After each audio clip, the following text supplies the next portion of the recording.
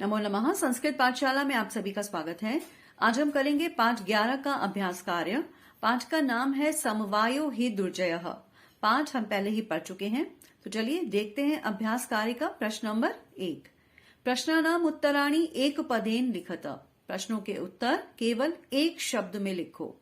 पहला, वृक्षे का प्रतिवसति स्म। पेड़ पर कौन रहती थी? चटका। चटका यानी चिड़िया। वृक्षस्य अधः कः आगतः। पेड़ के नीचे कौन आया था? पेड़ के नीचे कौन आया था? हाथी। हाथी को संस्कृत में क्या कहते हैं? गजः। गजः केन शाखाम अत्रोटयत।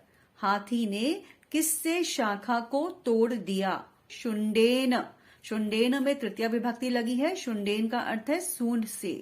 काष्ठकूटः चटकाम कस्याः समीपम अनयत।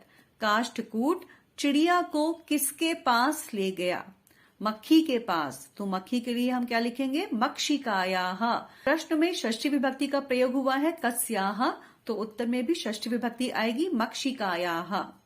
अंतिम, मक्षिकायाः मित्रं कः आसीत्। मक्षिका का मित्र कौन था? मंडूकः। मंडूकः अर्थात मेढक।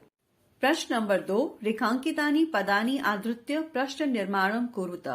रेखांकित शब्दों को आधार बनाकर प्रश्न निर्माण करो।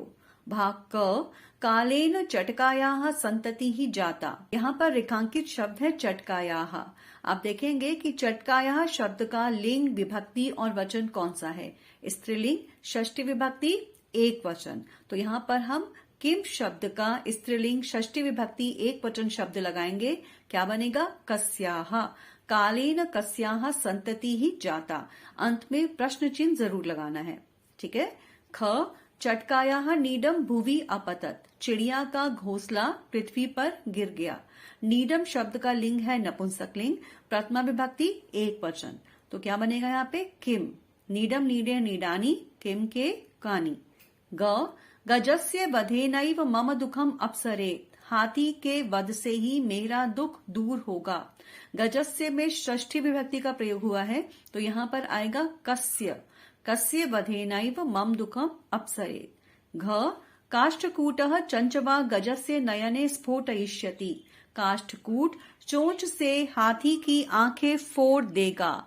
यहाँ पर चंचवा शब्द बना है चंचू शब्द से, और चंचू एक स्त्रीलिंग शब्द है। तो यहाँ पर तृतीया विभक्ति का प्रयोग करेंगे। चोंच से, कर्ता ने कर्म को करण से, तो यहाँ पर आएगा कया। काष्ठकूटः कया गजस्य नयने स्फोटयिष्यति। प्रश्न नंबर 3, मंजूषातः क्रियापदानि चत्मा रिक्त स्थानानि पूरयत। मंजूषा से क्रिया शब्दों को चुनकर रिक्त स्थान भरो। पहले हम मंजूषा में दिए हुए शब्दों का अर्थ देख लेते हैं।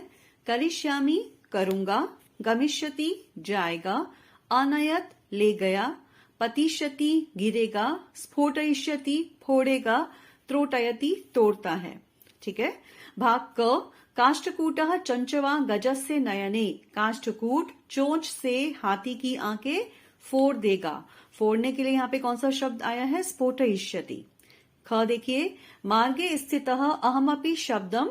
मार्ग में स्थित होकर मैं भी शब्द करूंगा। यहाँ क्या आएगा? करिष्यामि। ग, तृषार्तः गजः जलाशयम। प्यास से व्याकुल होकर हाथी कहाँ पर जाएगा? जलाशय पर जाएगा। तो जाएगा के लिए यहाँ पर कौन सा शब्द आएगा? गमिष्यति। घ, गजः गड़ते। हाथी गड्ढे में गिर जाएगा। पतिष्यति। काष्ठकूटः ताम मक्षिकायाः समीपम। काष्ठकूट उसको मक्खी के पास ले गया। अनयत।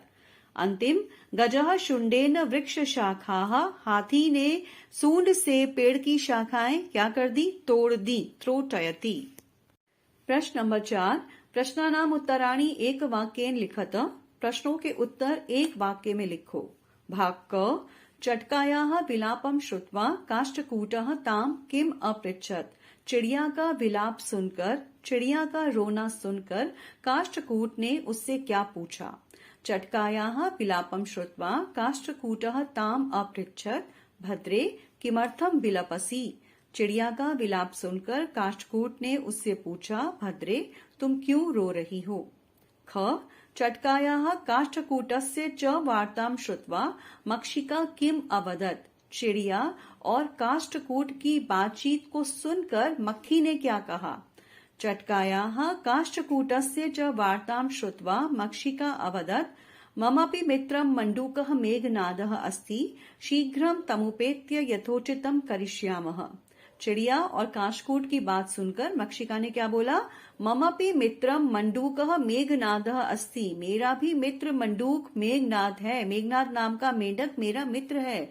शीघ्रम जल्दी ही, तमुपेत्य उसके पास जाकर, यथोचितम करिष्यामः जो उचित होगा वही करेंगे। ग मेघनादः मक्षिकां किम अवदत्, मेघनाद ने मक्खी को क्या बोला? मेघनादः मक्षिकां अवदत् यत् यथाहम कथयामि तथा कुरुतम, मेघनाद ने मक्खी को बोला यथा अहम कथयामि, जैसा मैं कहता हूँ, तथा कुरुतम, वैसा करो। घ चटका काष्ठकूटम किम अवदत्, चिड़िया ने काष्ठकूट को क्या बोला? चटका काष्ठकूटम अवदत् यत् दुष्टेनैकेन गजेन मम संतति ही नाशिता, एक दुष्ट हाथी ने मेरी संतान का नाश कर दिया। तस्य गजस्य वधेनैव मम दुखम अपसरेत, उस हाथी के वध से ही मेरा दुख दूर होगा। प्रश्न नंबर 5, उदाहरणम अनुसृत्य रिक्त स्थानानि पूरयत, उदाहरण को देखकर रिक्त स्थान भरो। पठिष्यति, पठिष्यतः, पठिष्यन्ति, पतिष्यति, पतिष्यतः, पतिष्यन्ति, मरिष्यति, मरिष्यतः, मरिष्यन्ति। ख मध्यम पुरुष, गमिष्यसि, गमिष्यतः, गमिष्यथ, धाविष्यसि, धाविष्यतः, धाविष्यथ, क्रीडिष्यसि, क्रीडिष्यतः, क्रीडिष्यथ। ग उत्तम पुरुष, लेखिष्यामि, लेखिष्यावः, लेखिष्यामः, हसिष्यामि, हसिष्यावः, हसिष्यामः, द्रक्ष्यामि, द्रक्ष्यावः, द्रक्ष्यामः। द्रक्ष्यामि अर्थात देखूंगा। प्रश्न नंबर 6, उदाहरण अनुसारम स्म शब्दम योजयित्वा भूतकालिक क्रियाम रचयत, उदाहरण के अनुसार स्म शब्द जोड़कर भूतकालिक क्रिया बनाओ। अवसत रहता था, अवसत का हमने क्या बना दिया? वसति स्म। लट लकार के साथ जब हम स्म शब्द का प्रयोग करते हैं तो वो भूतकाल की क्रिया बन जाती है। अपठत पठति स्म, अत्रोटयत त्रोटयति स्म, अपतत पतति स्म, अपृच्छत पृच्छति स्म, अवदत वदति स्म, अनयत नयति स्म। प्रश्न नंबर 7, कोष्ठकात् उचितम पदम चित्वा रिक्त स्थानानि पूरयत, ब्रैकेट में से सही शब्द चुनकर रिक्त स्थान भरो। बालिका मधुरम गायति, लड़की मीठा गाती है। आप देखेंगे कि बालिका शब्द का लिंग कौन सा है? बालिका शब्द का लिंग है स्त्रीलिंग। जैसा विशेष्य वैसा विशेषण। बालिका शब्द स्त्रीलिंग है तो इसका विशेषण भी स्त्रीलिंग ही होगा। तो यहाँ पर क्या आएगा? एका, एका बालिका, एक लड़की मीठा गाती है। ख देखिए, कृषकाः कृषि कर्माणि कुर्वन्ति, किसान खेती का कार्य करते हैं। कितने किसान? 4 किसान। 4 के लिए यहाँ पर आपको 3 अलग अलग शब्द दिए गए हैं, चत्वारः, चतस्रः और चत्वारि। यहाँ पर हम चत्वारः शब्द का प्रयोग करेंगे क्योंकि अभी मैंने आपको बताया जैसा विशेष्य वैसा विशेषण। कृषकाः पुल्लिंग शब्द है और चत्वारः भी पुल्लिंग शब्द है। ग पत्राणि सुंदराणि सन्ति, पत्ते सुंदर हैं। पत्रम पत्रे पत्राणि, नपुंसकलिंग बहुवचन। तो यहाँ पर ब्रैकेट में कौन सा शब्द है जो नपुंसकलिंग बहुवचन में है? तत्ते तानि, तानि पत्राणि सुंदराणि सन्ति, वे पत्ते सुंदर हैं। घ धेनवः दुग्धम, गाय दूध, यहाँ पर क्या आएगा?